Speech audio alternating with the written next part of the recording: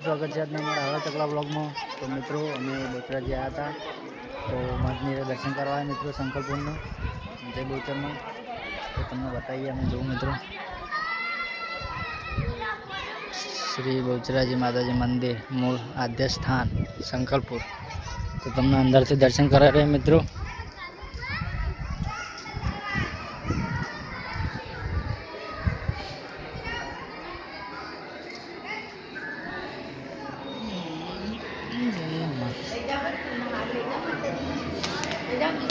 ના ના જો મિત્રો એકદમ સ્વર્ગ જેવું હોય મિત્રો, જોઈ શકો છો તમે।